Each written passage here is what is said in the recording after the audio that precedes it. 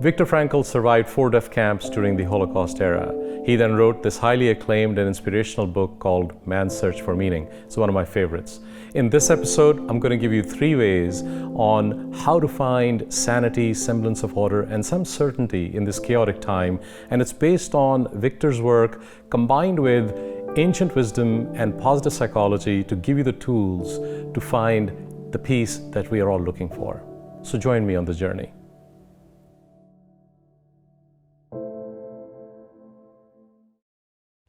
Let us first ask ourselves, what should be understood by a tragic optimism? In brief, it means that one is, and remains, optimistic in spite of the tragic triad. A triad which consists of those aspects of human existence which may be circumscribed by pain, guilt, and death. How is it possible to say yes to life in spite of all that? How, to pose the question differently, can life retain its potential meaning in spite of its tragic aspects? After all, saying yes to life in spite of everything presupposes that life is potentially meaningful under any conditions, even those which are most miserable. And this in turn presupposes the human capacity to creatively turn life's negative aspects into something positive or constructive. In other words, what matters is to make the best of any given situation. The best, however, is that which in Latin is called optimum. Hence the reason I speak of a tragic optimism, that is, an optimism in the face of tragedy and in view of the human potential, which at its best always allows for turning suffering into a human achievement and accomplishment, deriving from guilt the opportunity to change oneself for the better, and deriving from life's transitoriness an incentive to take responsible action. The extract that I just read is from my favorite book of all times, Man's Search for Meaning by Viktor Frankl. It was written in 1959, 12 million copies sold to date, still one of the best books that gives me inspiration every time I read it. It's the story of a man who survived 4 death camps. He lived through Auschwitz in Poland from 1942 to 1945, and he survived. It's a story of survival and of finding meaning in chaos. So Viktor Frankl was a psychologist. He and his family were captured during the Nazi reign, and they were all taken to the gas chambers. The story goes that there were 2 lines formed when his train arrived. There was a line that went to the left and a line that went to the right. The line that went to the left was going to the gas chambers, as he heard from others, and the line to the right was for workers who were going to do some menial work.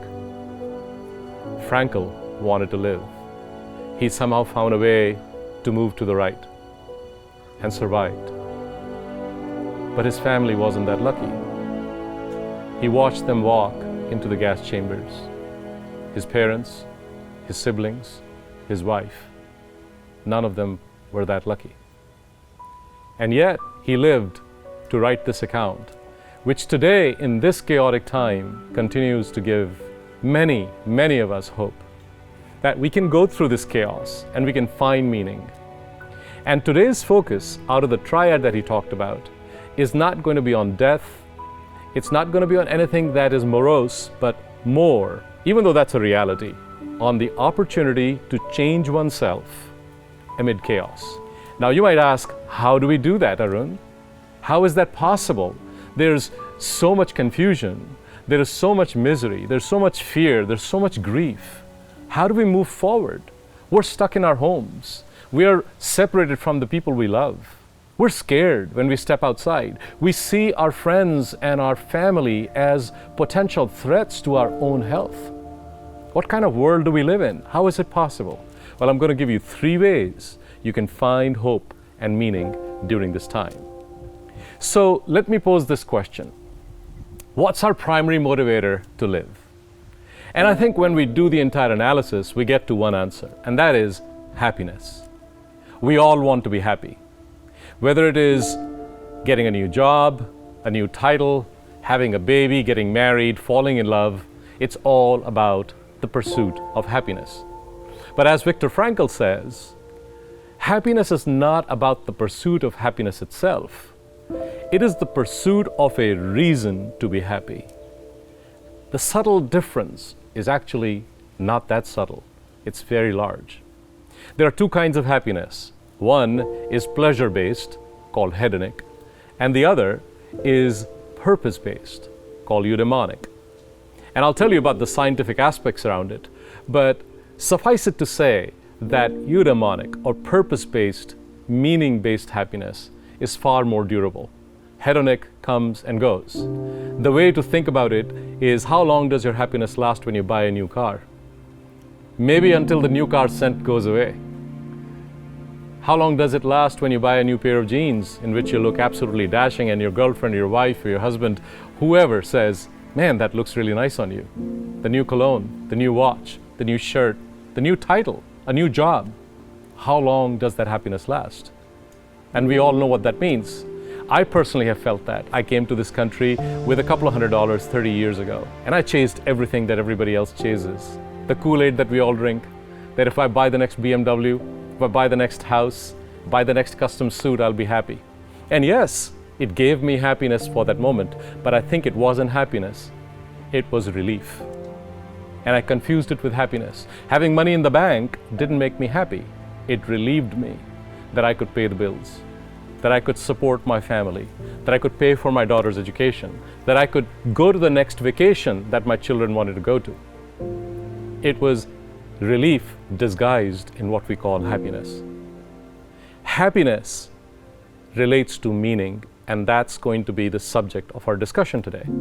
Now, meaning has been scientifically shown to in fact be the most durable aspect of happiness, one of the most durable aspects of happiness. So let's first look at, why is happiness so important to us, and how does it shake out in the absence of meaning?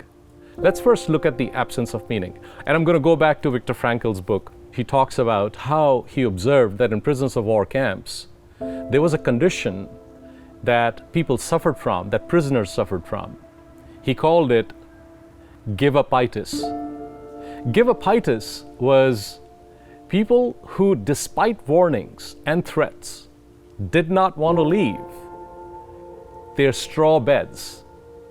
They were laying in their own excrement and urine, but they would not move, no matter how much threat you gave them. And what he discovered was that they had lost the meaning, the purpose to live. They did not want to go on. Today, we find ourselves in a similar situation that Viktor Frankl writes about, called unemployment neurosis. I just learned today, 6.6 million people filed for unemployment.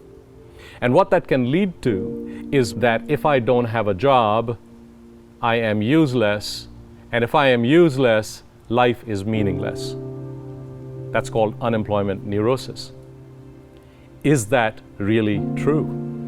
What if you could shuffle this deck again and look at it differently and find positive and constructive meaning out of it? There are two scientists who actually did that. One of them is on our scientific advisory board, Barbara Fredrickson. She's at University of North Carolina, Chapel Hill, and her colleague Stephen Cole. They looked at a set of people. They asked them several questions, and one focused on hedonic happiness, or pleasure-based, and the other focused on eudaimonic happiness. What they found is shocking. What they found is that the people who experienced hedonic happiness actually created stress-like symptoms.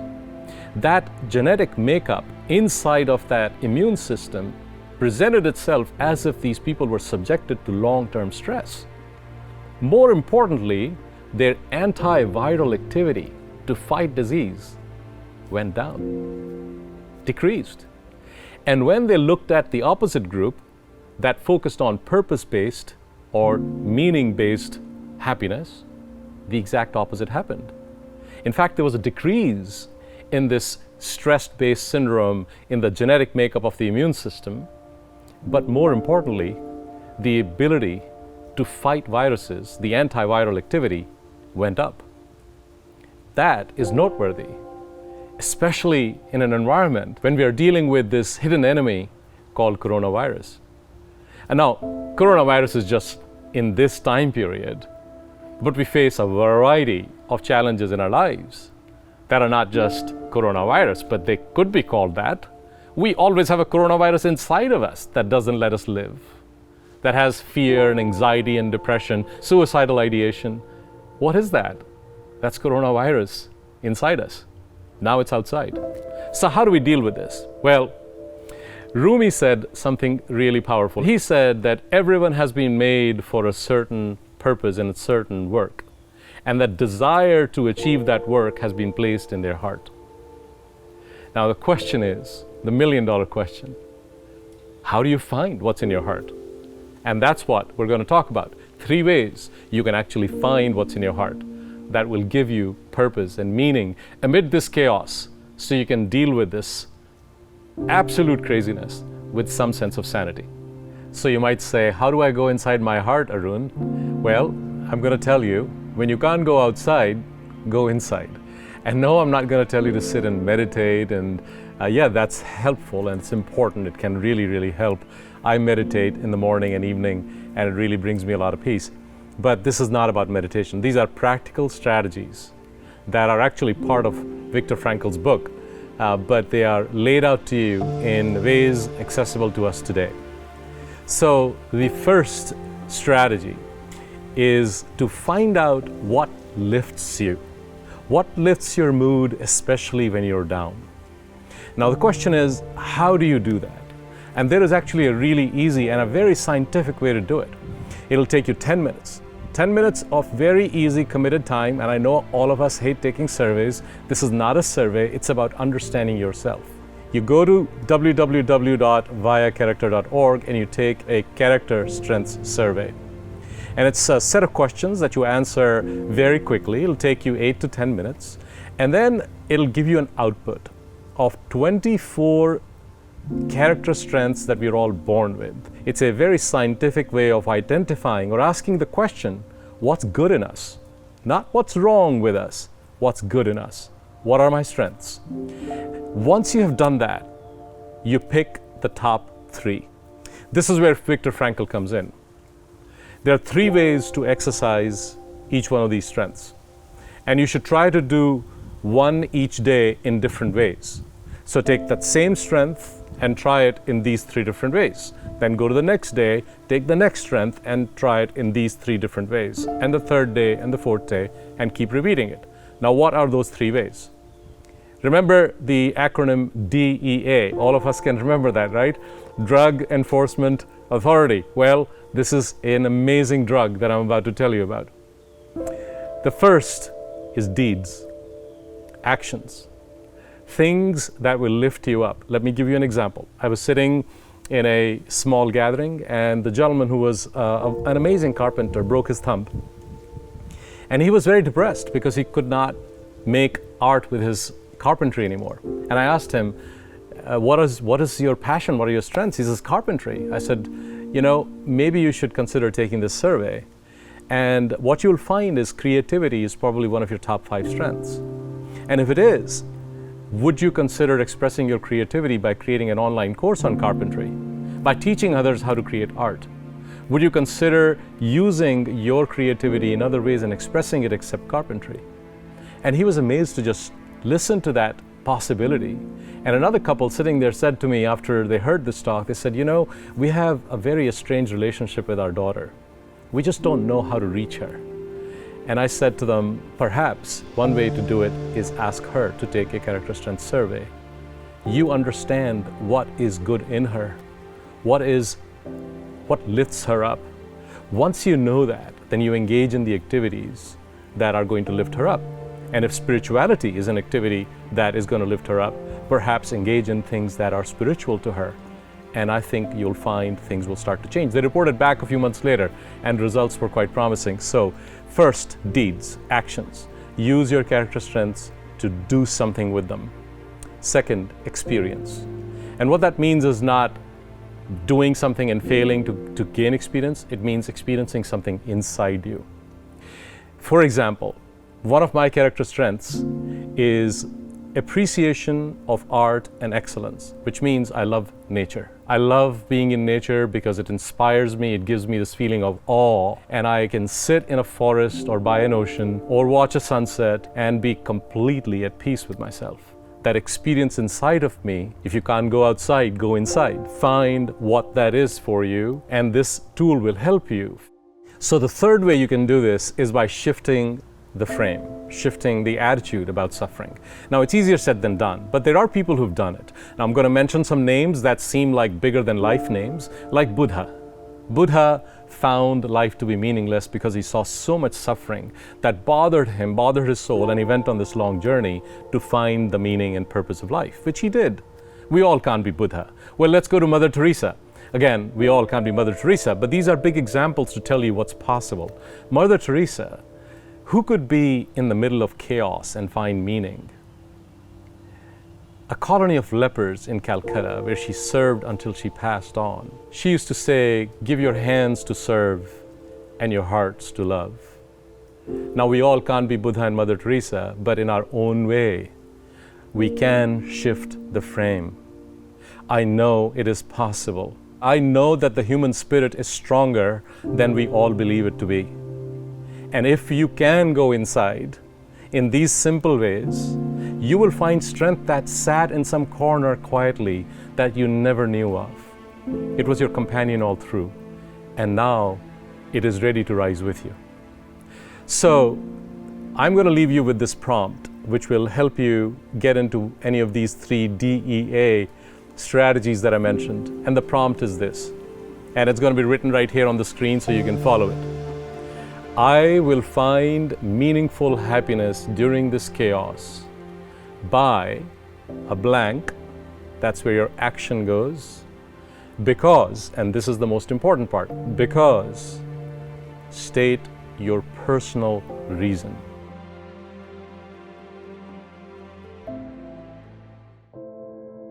Thank you for joining us today. Before you go, I'd like to tell you about 2 important things. First, a little bit about Karuna, and second, how you can be part of this journey with us. At Karuna, our mission is threefold. First, to support and empower youth and women who've suffered unspeakable abuse, neglect, abandonment, trafficking, and all of the traumas that life brings their way, unfortunately. Second, to support early childhood education in disadvantaged communities to help break the cycle of vicious poverty and abuse. And third, to fund well-being research through our esteemed scientific advisory board in areas that are disadvantaged. You can join us in one of 5 ways. They are listed on our website. So subscribe to this channel and subscribe to this website. You may volunteer with us, you can contribute, you can sponsor, you can be part of this journey to unleash compassion and make this world a happier place. Thank you.